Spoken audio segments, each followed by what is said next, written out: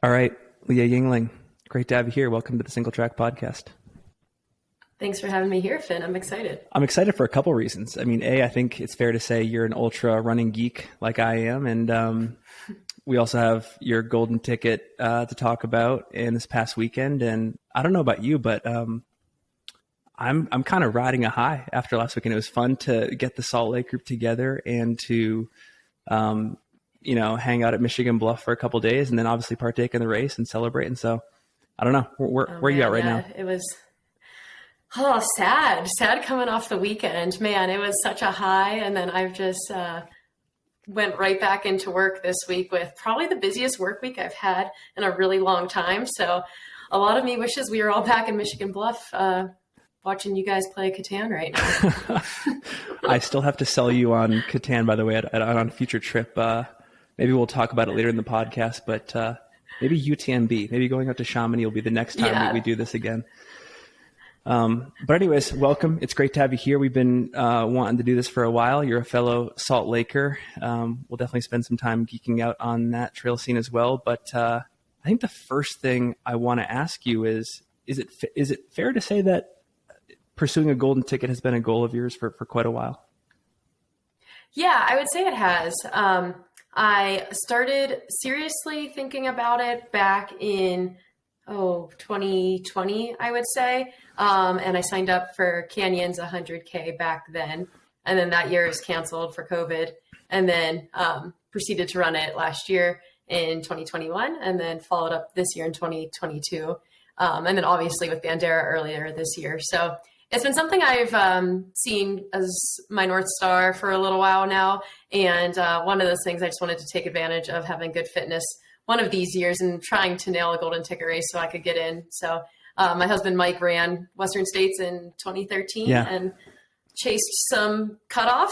So I was hoping I could represent the household a little bit better than he did. Well, one thing I'm curious about there is, what does it feel like to hit such a major milestone, and then what happens from there? Like, is it easy for you to set new goals and to create higher standards for yourself as soon as you do something that is like one of the biggest pinnacles, at least on the American scene of the sport?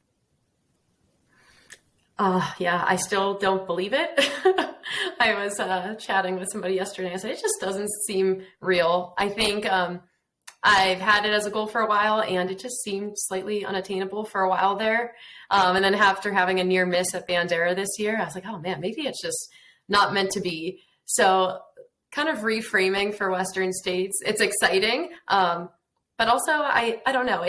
It's fun to think about Western States as a big goal, but I also have a lot of other things that I want to do in the sport. So I think for me, I really enjoy keeping larger goals in mind. It helps motivate me and helps me training healthy and happy. So looking forward to that. And yeah, it's going to be a fun summer. Awesome. Well, we're definitely going to go into the weeds on Western States this June and definitely do some analysis on canyons. But first I want to get into your background a little bit. I've known you now for 5 or 6 years, but I don't actually know how you got into the sport. So for myself and any listeners that don't know your intro to ultra story, what is it? Yeah, so I'll start a little bit younger. So I started running when I was in 7th grade. I am one of 3 girls in my family. I have a twin sister and then an older sister that's a year and a half older than me, and then another sister that's a year and a half older than her. So we are all in high school at the same time together. And we all ran cross country together. So we were 4/7 of our varsity cross country team. We were 9th, 10th, and 12th grade. So it made for a really fun freshman year cross country season. And we were able to make it to the state championships that year, which is still one of the highlights of my athletic career, even though I was a very, very average high school cross country runner. But after high school, I didn't pursue any college track or field or cross country or anything, but I did run just in my spare time at college. I went to Carnegie Mellon in Pittsburgh and was training for my first marathon in college. While I was there, my 2 sisters, they went to the Naval Academy, my 2 older sisters in Annapolis, Maryland. And while they were there, they had a marathon team. It was like a club team. And then they also, that club team kind of morphed into an ultra marathon team of sorts. So I learned about ultra marathons largely from my 2 older sisters. One had run JFK 50 while she was in college. And then my oldest sister, Shannon, ran Bighorn 50 sometime when she was in college as well. So I learned about ultras from them, but didn't really dip my toes in it until a few years after college when I was living in Washington, D.C. I kind of just had a goal of, hey, I want to run a 50K. Got involved with the Virginia Happy Trails running community while I was living in Bethesda, Maryland at the time. And conveniently, right around that same time, I met my now husband, Mike, who also went to the Naval Academy of my sisters, was on the marathon and ultra marathon team. And I think when I had met him, he had run well over 70 marathons and ultra marathons. So he was like the perfect guy to meet if this was my goal. So our first summer together, we were dating long distance from Bethesda, Maryland to Virginia Beach. And we'd meet halfway in the middle and do a race nearly every weekend, with me doing 25K. And then he'd usually do the 50K or the 50 mile or something. So that was my initial start. I did my first 50K. I think it was 1 week before he deployed for the first time in our relationship. So it was kind of one thing that he wanted to get me to the start line of before he left me for 7 months. That's a fun fact. I did not know that the Naval Academy had an ultra running team. I'm familiar with our mutual friend, Rudy Rudemiller here in Salt Lake, and then Darren Thomas. I know they went to Virginia Tech, and Virginia Tech is famous for having that type of team as well. But I didn't know that the Naval Academy did. That's pretty cool. Yeah, it's largely a marathon team, and then they morphed. I think a few of them kind of morphed into the ultra team while Mike and my sister Kara were there. I wonder if it still exists, because that's a pretty cool thing to have. So do you, at this point, given that you're into the ultra scene, do you intentionally move to Salt Lake because you're now seeking out like really close access to trails and like sort of like that whole scene as close as possible? Yeah, that was part of the reason. I was applying to grad school back in 2015-16, and I had 9 schools that I was applying to. And this was also conveniently the time when Mike was deployed. So I had these schools listed. I had 9 of them, and just said, like, what do you think? Here are my, here's what I like about this program, and here's why I like it, et cetera. And I said, just rank yours based on location. So eventually, after some hard decision making, Utah was always his top decision, but it ended up being a good grad school program that I found out here as well. And a large motivation for us was just the work-life balance that is in the Mountain West. I was applying to a program in like Boston and Chicago, and then Pittsburgh, and then also like Portland, Seattle, and then out here in Utah and a couple California schools. But there was something about the work-life balance and how much people just prioritize being active and following their passions in the outdoors here in Utah. So I would say I didn't really move necessarily for like ultra running or running at that time, but it was more about just the lifestyle in general. And I would say like wholeheartedly, it's the best decision I've ever made. I couldn't agree more. Yeah. I think one thing I'd love to get your take on this. I feel like in our scene, Boulder, Colorado, Flagstaff, Arizona, Portland, Oregon, Mill Valley, they get all the love as these centers for trail runners, like being like the meccas of our sport. And I know that people have respect for Salt Lake, but I feel like it's still, to some extent, flies under the radar. And I'm wondering if you have any thoughts on that, and then also what you think is so great about it. I don't know if it's going to be flying under the radar after all your podcast episodes, Finn.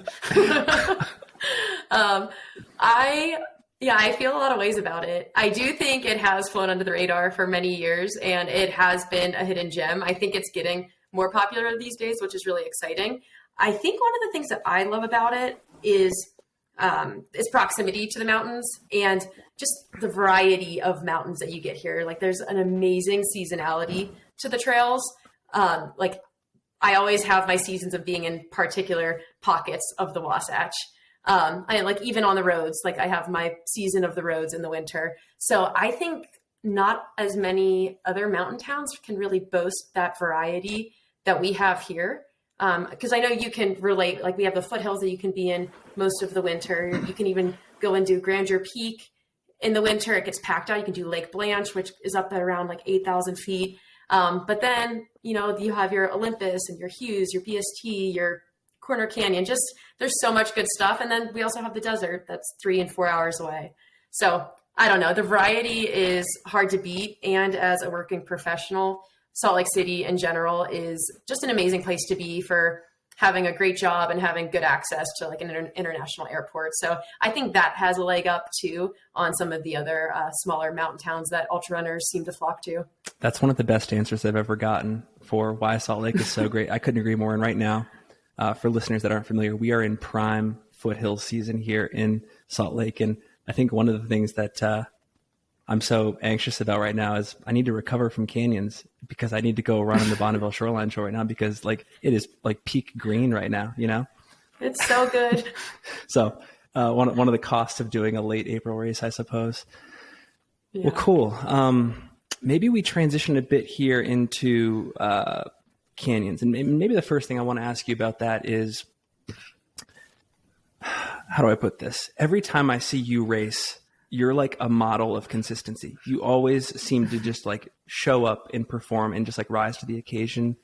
I'm really curious, what do you generally attribute that level of consistency to? Yeah. So I'm a big planner for races and planning in a variety of ways.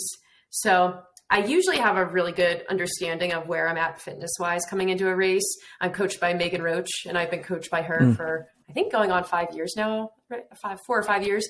And she's my biggest fan, and she's always my hype woman. But she always gives me an idea of where my fitness is, and she has a lot of belief in me in general. So she definitely enables me to think about myself as like a high-level performing athlete.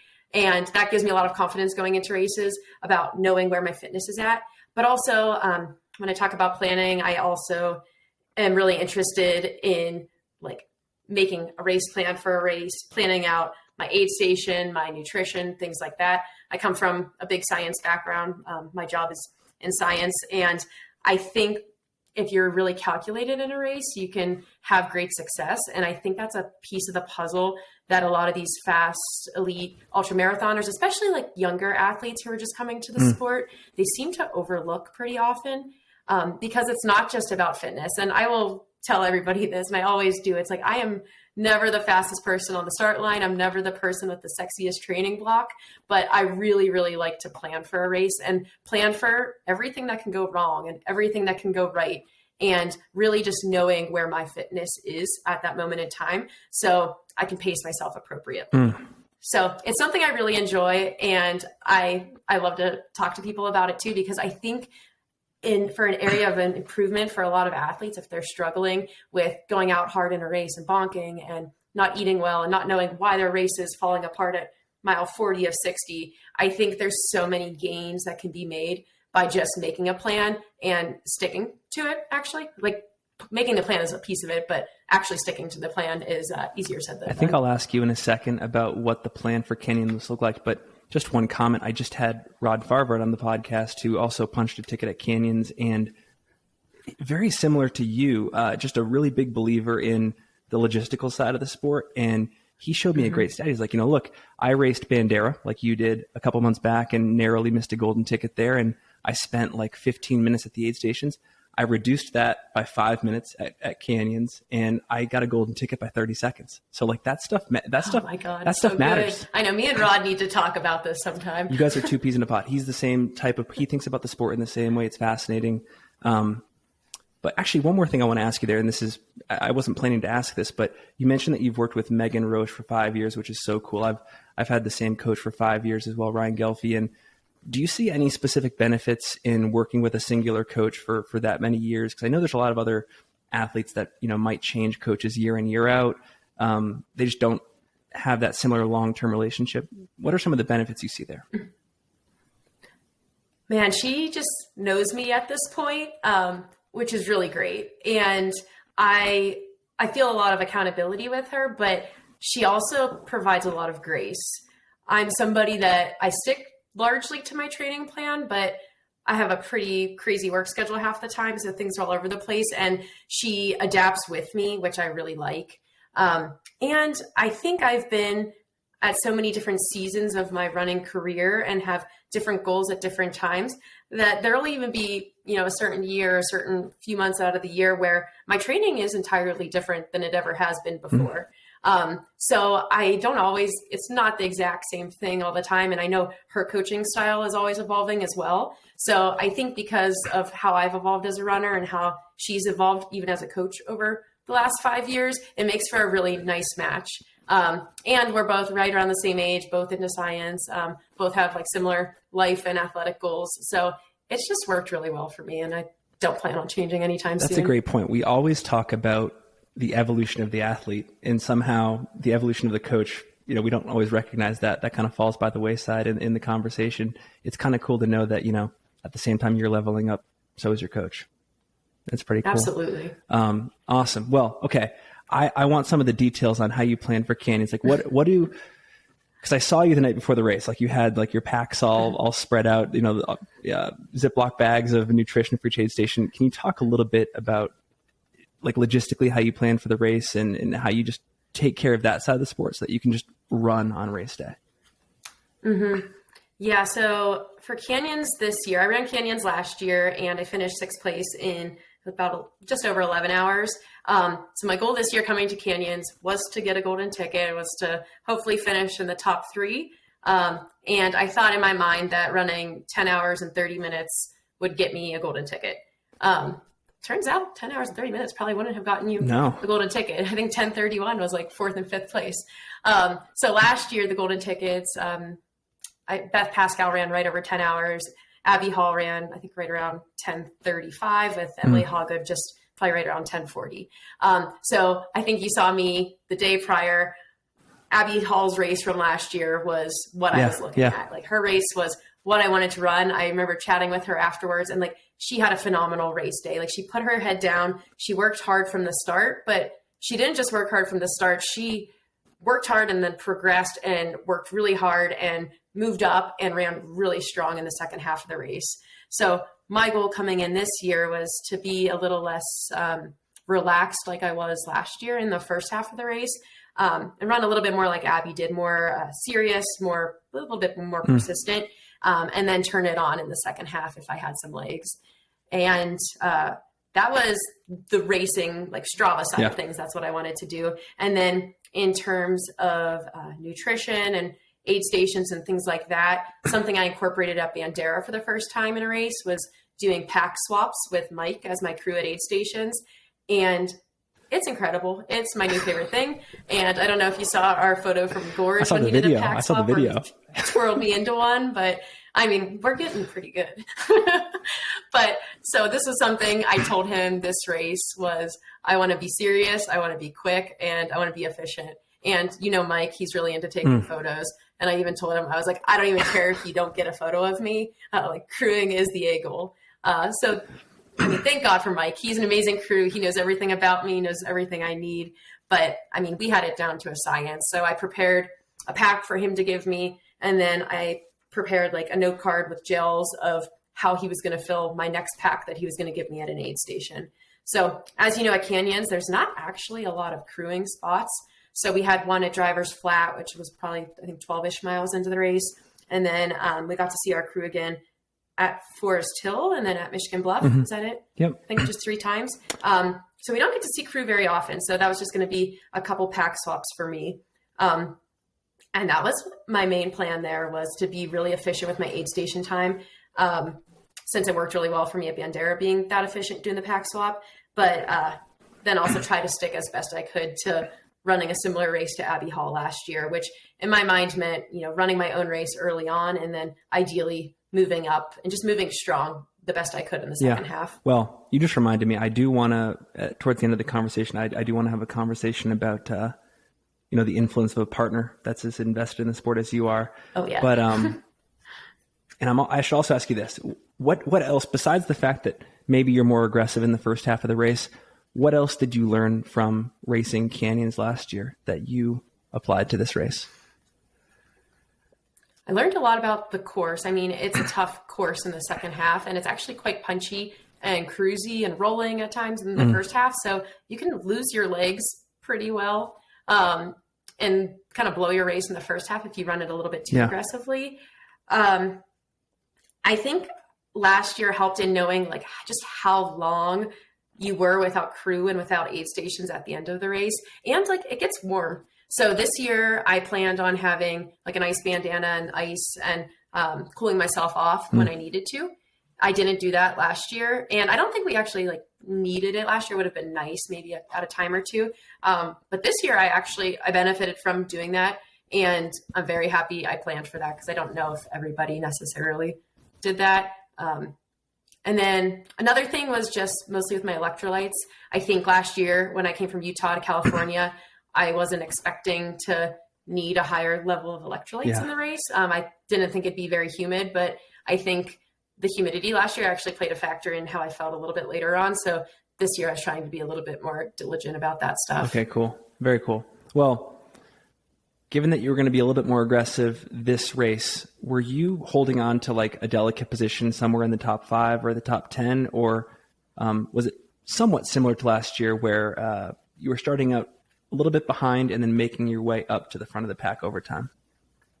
Yeah, I would say last year I was definitely holding back early on. And then I didn't move up into like 10th to 12th until Michigan Bluff or so. But I felt last year like I was really actually holding back. This year, I felt like I was running my own race and running exactly what 100K effort in my mind was. Something I check in with myself early on in a race is when I'm running up a climb. I ask myself, is this how you'd be running this climb if it were at mile 55? Yeah. If it's not, I slow down a little bit. If it is, I'm like, okay, cool, keep going with it. So I felt like I was actually running my race and like racing 100K from the gun this year. However, racing 100K within myself still put me at, I think I was 12th place or so coming into the first aid station.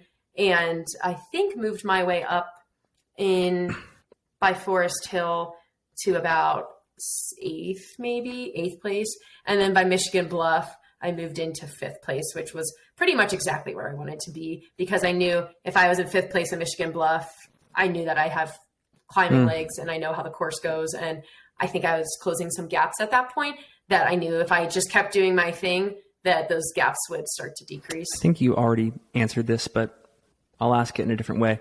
Where do you get the confidence to hold back early on? Is it just by running within yourself and not focusing on race dynamics? And just, again, I think you mentioned like treating a climb like it's mile 55, even if you're at mile 15. Is that where you get the confidence from? Because I think a lot of people intellectually understand I need to slow down early on, but like they just see what's unfolding in front of them. They're like, I need to be there for that. Yeah, exactly. David Roach made a really good point in his podcast this week when they were discussing different racing mentalities. And I think where I get my confidence is the fact that it's worked really well for me before. So I've raced this way in several races, and I've never had a bad race racing with this mentality. Because his argument was, what if Jasmine raced as aggressively as she did that day, and then like it didn't work out for her? Would she ever then try that race approach again? Or for example, that's a great point. Maybe now she tries this race approach in every race. And I mean, maybe there's a time that it doesn't work out. So I think it's similar to that in that respect, where I've had many races now where I've raced the way I have and it's worked out very well for me. So I think until it fails me, I'll probably keep doing that. And then you're not afraid to experiment either, right? Like, I mean, I think you mentioned offline that you did try something relatively different at this year's Bandera. So you are like experimenting here and there, but there is like a core framework to it all. Yeah, 100%. I did race a little bit differently at Bandera this year, and like I do not regret it whatsoever. It was a great experience, and I went out a little bit harder than I normally do.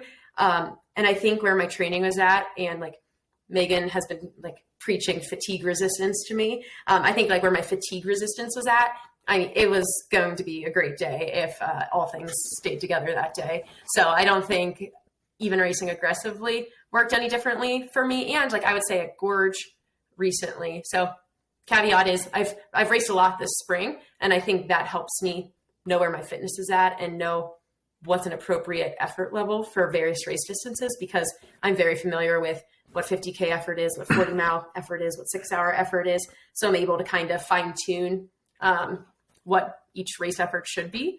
So I would say at Gorge recently, which was a 50K, I raced a little bit more aggressively than I normally do. So it's been really fun just to figure out how much is too much, how little is too little. And almost like with every race, I'm tweaking just a little bit. And Mike put it a nice way the other night. He's like, with every race, it's almost like you're defining the line a little bit better as to like what you're capable of. And I think that's a really beautiful way. Oh, I got to write that down. That's good. Okay. Well, if you don't mind, let's dig into the last 10 miles of the race, because we just talked about Bandera. You were in a very similar position in the last 10 miles at Bandera. You were firmly in a golden ticket position. So maybe we compare and contrast what you were thinking at that moment versus your frame of mind at Canyons. Were you as confident? Were you more confident, less confident? Walk us through it. Yeah, this is a funny scenario because I was actually more confident at Bandera. There was this time, so at Bandera, Ellie Pell and I came into the 50K together. And then on the next 6 to 7 mile stretch, I think I pulled away from her probably by about 6 minutes or so. And then maybe I had as much as an 8-minute gap on her at one point. And then I picked up Mike as a pacer, and we just kept chatting with each other when he was pacing me with 20 miles to go. He said, there's no way anybody else is running as strong as you are right now. And I mean, that's confidence inducing to hear that from somebody who's seen some other runners come through and knows how I race. And I was just moving just so well in that moment. And he's like, if you keep doing what you're doing, you're going to find yourself on the start line of Western States this year. And I let myself think about that for 2 miles.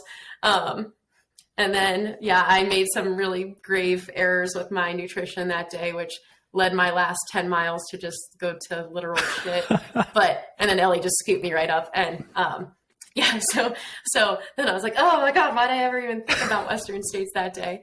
So then we get to Canyons, and I think with 10 miles to go, it was a really fun dynamic, actually. If I think about the Deadwood aid station. So Deadwood 1, as you know, we roll into, we do this 5-mile loop. And then you leave at Deadwood 2 again. And that's when you have about, in my race, is about 2 hours to the finish from there.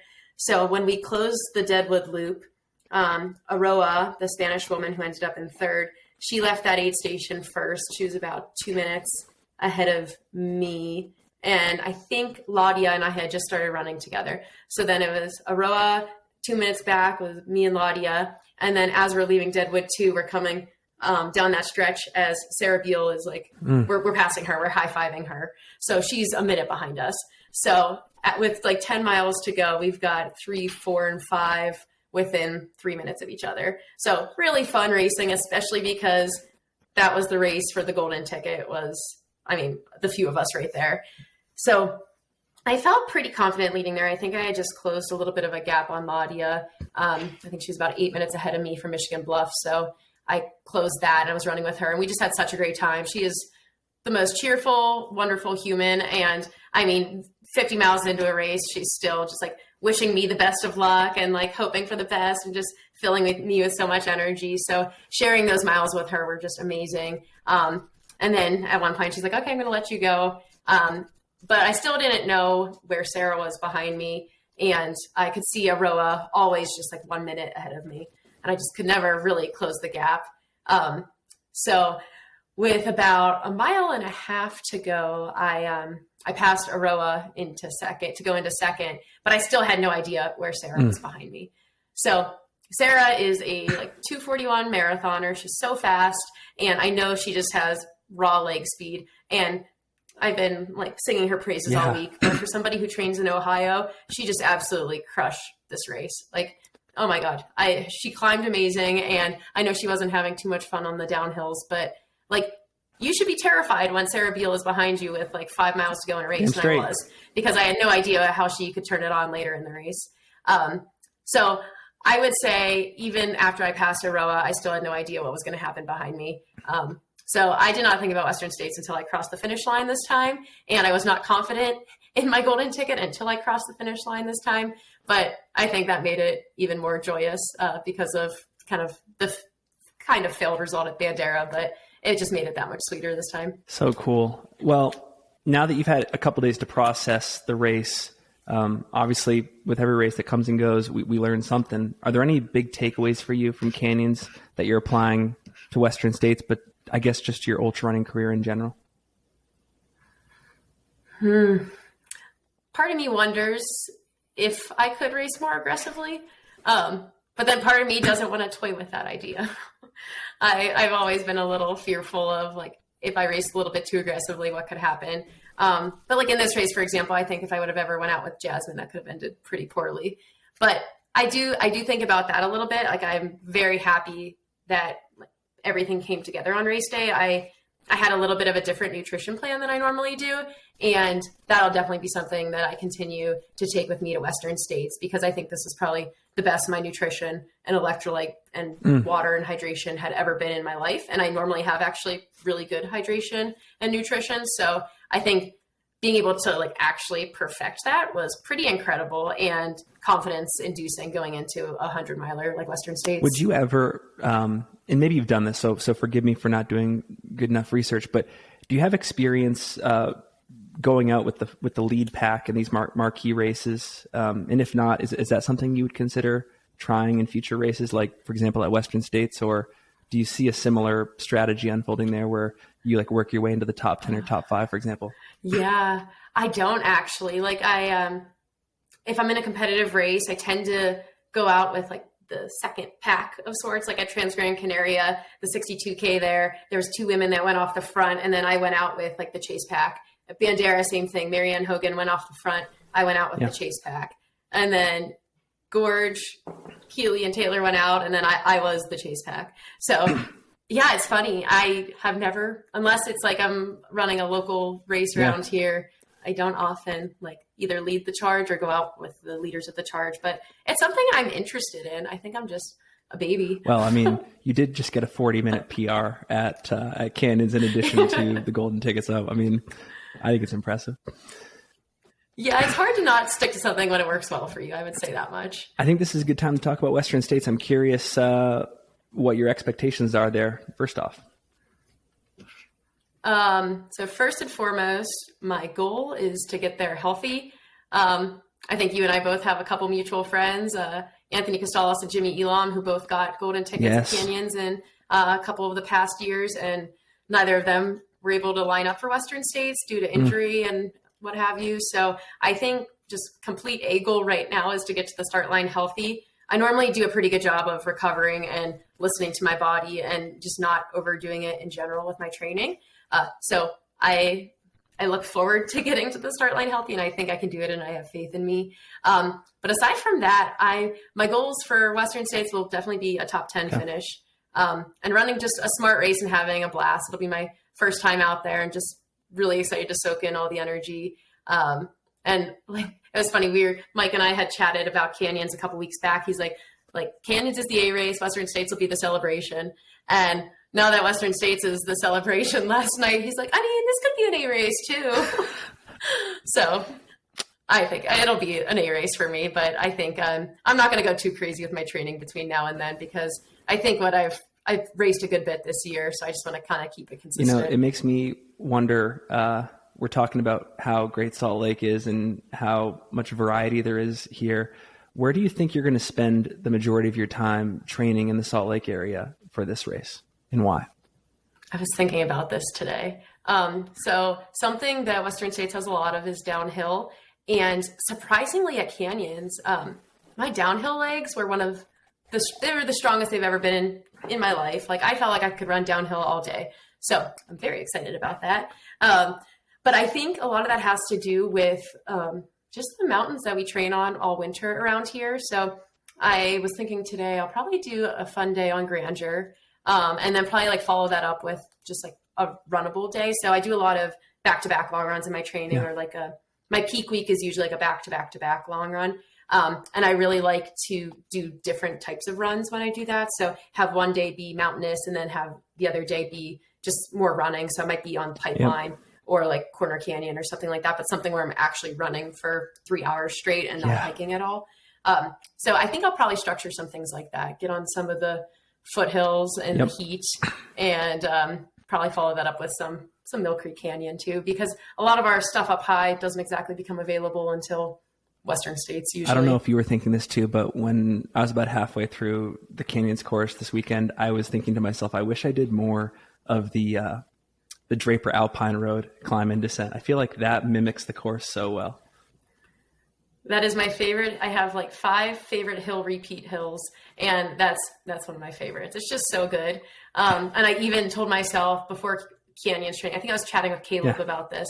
I was like, one of my long runs I'm going to do is going to like end at the top of the Draper Alpine Road. It's going to simulate canyons. Great. And I never did it, but I think that's a great place to do some training just because it's that good, like 300 to 400 feet a mile for a couple miles there. Well, I got to tap into your knowledge of the sport here and just being a super fan. What's your take on the current women's field at Western States given, I mean, I know that we're, 2 months out and a lot can change on that start line, but what's your initial take right now? Oh, it's exciting.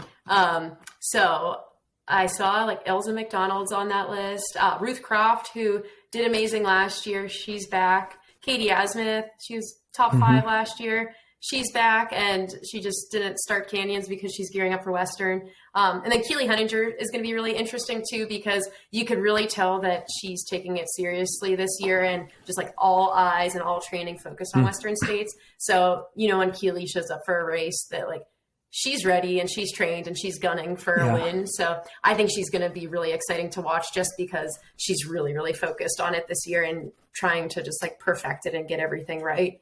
So I think that's going to be a fun race. Man, there's just so many other fun women on there, like Anne-Marie Madden, Marianne Hogan. Oh my God, just the list goes on and on.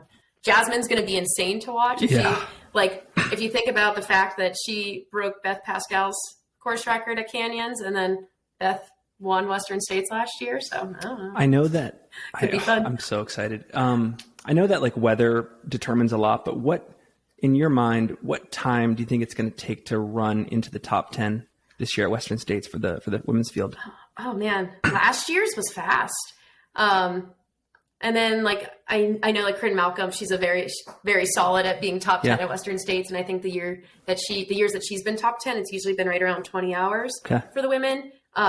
I think this year it's going to probably be a little faster than that. I'd say somewhere in the 19s, like probably like 1930 or so or less, probably 19 hours. But who knows? Like, I don't know. The weather seemed pretty ideal. And last year and the conditions, or the women were just all really fast too. So I don't even know what 10th place was last year. I know it was Casey. Wow. Yeah, I'm excited. Jasmine, Keely, yourself. It's going to be a really cool field. I'm really excited for it.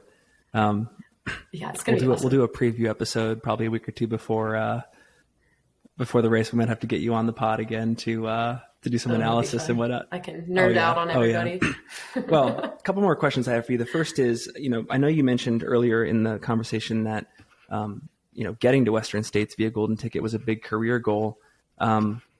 I know it's tough to forecast out like what the next couple of years look like, but are there any other, outside of Western States, big career goals you have in the sport? Like, what do you think comes next after this? Yeah, I'm signed up for UTMB this summer. So I will probably adjust that if like, depending on how I feel after Western States and whatnot. But UTMB is definitely a goal. And I know you and I have chatted a little bit about it, but I think the Western States UTMB double can be done. And it can be done well. It just needs the right approach. So I'm excited to have that as my big summer goal. But I'm really excited to ideally have one international race a year or so, and get into more competitive fields. I would say, I think that's part of the reason I'm having so much fun this year is it's really my first or second year really diving into more competitive fields. And I think it's allowed for me to kind of step up my game a little bit and be more aggressive and just run against women that I've been looking up to for so long, because it really does bring you to a next level of sorts. And I think that's really exciting to see just where my potential can be if I just keep pushing myself, keep having fun, and kind of seeking out competition and races that really excite me. So we went to Trans Gran Canaria this past year, and Mike did the long race and I did the 62K. So I think that's a race that I would love to do the full length one of these years.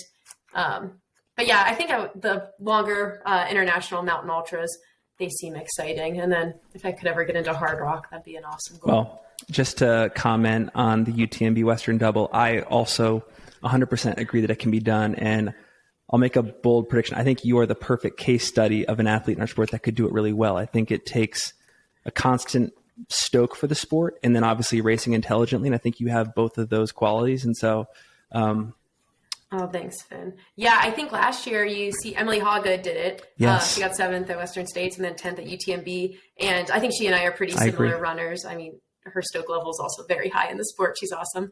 But I think it can be done if you you just got to survive UTMB. And I think sometimes people's mental capacity for UTMB sometimes probably tanks halfway through the race, if not 3/4.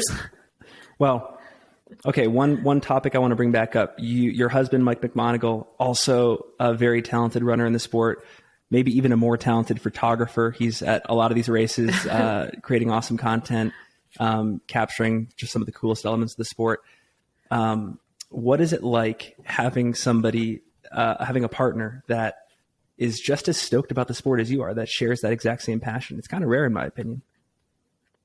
Yeah, it's the best thing. I think it brings racing and training just to a new level. It's so exciting, and it's the thing that we love to do the most together. So it's a great way to spend time and then also catch up with your partner.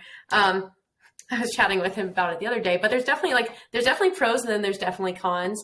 For example, he's been injured for a while right now. So it's really tough for me, who I train with people, 90% of the time probably. And he's my favorite running buddy. So losing him in my build up to canyons and a lot of my big peak training it's really tough when your partner's dealing with injury. And I always tell people because my motivation is 100% tied to Mike running as well. So I always tell people when Mike's injured, I'm injured because my running also tanks. But luckily for canyons, I was able to get myself out the door for all my runs with some girlfriends and whatnot.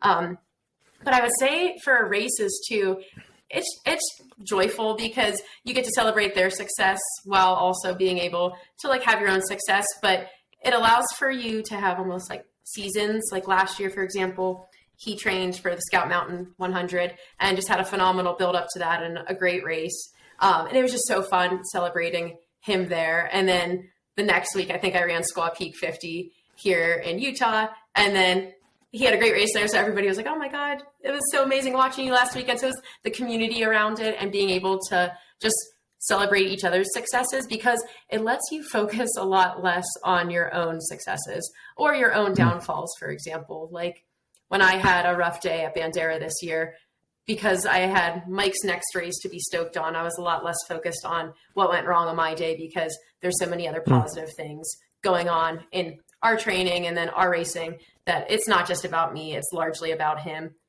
I think that's really exciting. And another piece I really enjoy is just your ability to crew each other and know what each other needs.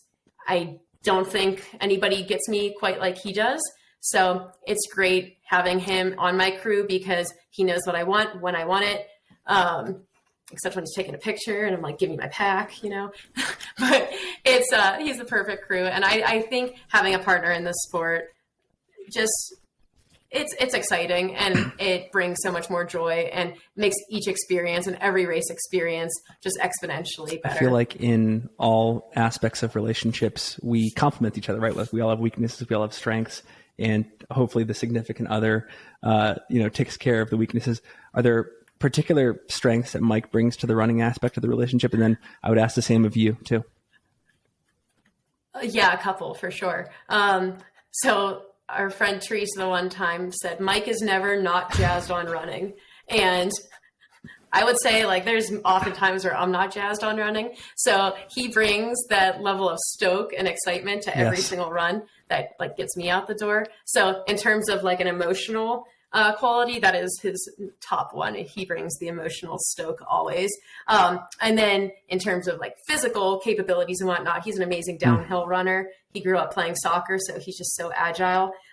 So following him on downhills has definitely brought my downhill game up a notch because I don't want to get dropped.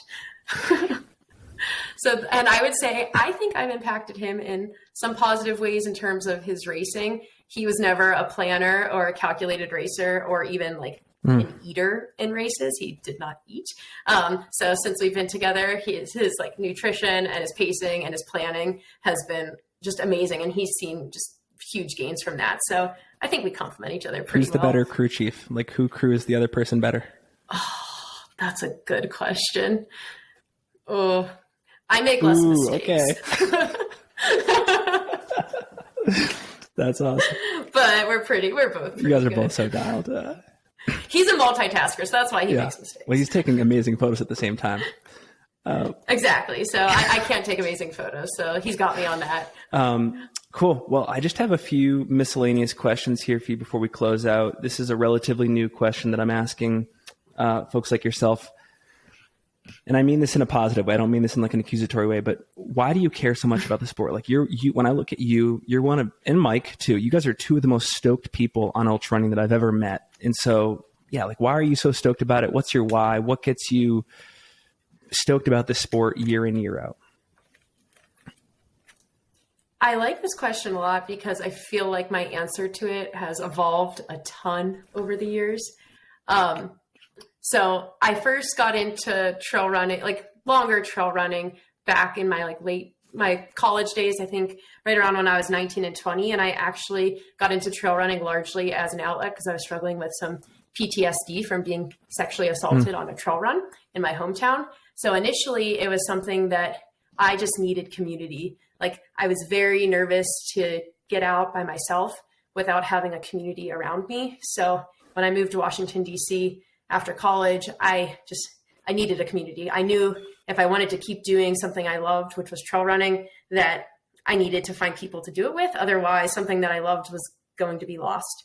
So I think initially it was largely just like almost selfish reasons. Like I didn't want to be alone. But then once we moved to Utah, the community here is just incredible. I always tell people, like, if you're going out for a 30-mile run on the weekend, at any given point in time, you could find like at least 20 people who are down to run 30 miles with you on a Saturday in Utah. And I don't understand it, but the community is just expansive here. It's welcoming. And I had never been a part of anything quite like it until moving to Utah. So then once getting into ultra running and whatnot out here, I just found this new love of community. It was less of me needing to be with people, but now just wanting to be with people and like having everybody just around you and supporting you at your race all the time on these training runs and whatnot. And then these days, I don't know, it's been exciting because we've been like racing a little bit more and like putting ourselves in competitive fields. And I think we've kind of come more into our own the last couple of years with it. And it's just this shared passion of ours that is a piece of our day and keeps us going. So I enjoy having goals. I enjoy looking forward to them and training for them. I especially love the training aspect a little bit more than racing. But it keeps you motivated, and I think it brings out the best version of myself and then also my partner. And it always keeps you coming back for more. There's always something new to explore. And I think Dylan Bowman's been putting it best lately when he talks about the trail culture. I've been at these races recently, like we just went to Gorge and then Canyons, and there's just the culture out there is amazing. And it just makes you want to put yourself in these races just to be surrounded by all these inspirational people with incredible stories, just like waiting to be heard. So I think it's evolved a lot, and I really like where it's evolved to at the present day. Well, there's a lot to touch on there, but just the last thing you said about the community, I was just thinking about this too. Earlier this week, it's such a shame. And maybe I don't do as many races as other people, but like this weekend made me want to race a lot more, if not just to like be around people that celebrate our sport and that are as stoked as we are. I know, that's why we're like addicted to it this year. It's bad. Yeah. Wow. No, great answer. Another question: is there anything you used to strongly believe earlier in your endurance sports career that you have relatively recently changed your mind about, and why? Yeah, this is a good one because it's really fresh in my mind. So I used to, this is just a surface level, sorry, but I used to swear off goos in races. If anybody knows me, they know I'm a big Spring Energy fan, and I always use their gels, but I had a cold brew coffee goo at Michigan Bluff at Canyons, and it gave me life and continued to give me life every time I had another one on the race course, which probably was at least like 10 in the last 20 miles of the race. So I think anybody out there who's stuck to a nutrition plan, I think variety is the spice of life. And that's going to be something I apply a little bit more moving forward in my next races. Okay. I also, at one point in my career, swore off goos and went down the Spring Energy rabbit hole, but yeah, they get a bad rap. I know. But this espresso or coffee flavored one, maybe that's my re-entry point. Yeah, it probably shouldn't have been the first thing. Like, you shouldn't try new things on race day, let alone a freaking cold brew coffee goo. But you know what? It worked. Any good books, movies, podcasts that you've consumed recently that you think the audience might be interested in? Yeah, actually, not any of the things you listed, but similar. We recently saw John Mulaney's new stand-up show called From Scratch. He was live in Salt Lake City.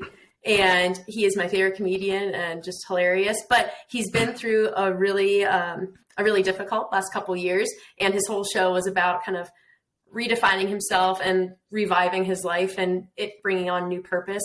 So it was hilarious and my favorite thing that he's ever done. But it was also very inspirational and just like lets you know that there's always an upside even when it seems really dark. Does that exist on Netflix at all? I know he has a couple shows on there. It will. I believe it's going to be a Netflix special, and it's very just cool. Hilarious.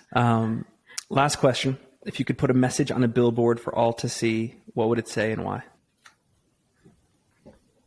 Okay, so I like if you run, you look like a runner. So I think there's a lot of like misconceptions about what runner bodies look like. And like one time I even crossed a finish line in a course record time, and the race director asked me like, "Oh man, you don't look like a runner. How much do you weigh?" So I think especially for women out there who struggle with body image and like being told that they're not a runner and they don't look like a runner, I think anybody that runs a single step, you look like a runner. Amen to that. Okay, we will make sure to link to all of your social profiles in the show notes, and this has been awesome, Leah. I can't thank you enough. As a fellow Salt Laker, of course, I'm biased, but I don't think we could have picked a better person to represent our community at Western States this June. So thank you for all the hard work you put in to get it done at Canyons and to be there in June. And is there anything else you want to leave the audience with before we go? I don't think so. I think I just want to thank you for everything you're doing for our sport. I think you're really elevating a lot of athletes and getting voices out there that wouldn't otherwise be heard. And it's a really exciting time to be an awesome. ultra runner. Well, hey, I'm sure we'll do this again, maybe as soon as a little bit before Western States. And until then, I'll see you out on the trails. Yeah, I can't wait.